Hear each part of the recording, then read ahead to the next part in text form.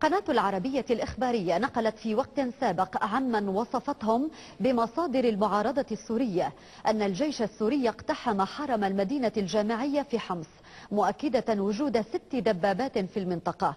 تضليل مستمر يكشفه تلفزيون الدنيا بالصوت والصورة. بعدما تداوله الإعلام المضلل حول اقتحام الجيش السوري بالدبابات لحرم المدينة الجامعية في حمص، نزل تلفزيون الدنيا إلى الطلاب أنفسهم بوصفهم شهود العيان الحقيقيين واستجل الموقف.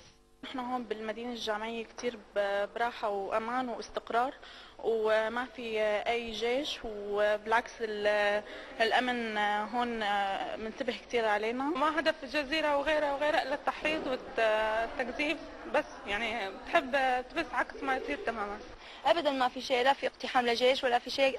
كان قنوات كذابه، الجزيره والعربيه عم بيكذبوا. منين عم يجيبوا هالاخبار ما بعرف، خلينا نجي يصوروا يشوفوا انه وين الاقتحام. ما كان في شيء، والجزيره والعربيه عم يحكوا شغلات مو صحيحه. الحمد لله ما عندنا شيء بالمدينه الجامعيه. كثير الحياه طبيعيه وحلوه، حتى نزلنا اليوم من الصبح عم ندرس هون على العشب مبسوطين.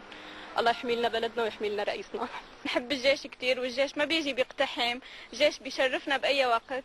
هو الجيش ما اجى على المدينه، بس نحن بنتمناه يجي لانه بيشرفها للمدينه. مرة أخرى ينقلب السحر على الساحر، ويقلب معه السوريون الطاولة على قنوات التضليل ومصادرها، الذين مهما عملوا كتروا لن يستطيعوا تغيير حرف واحد من حروف الحقيقة.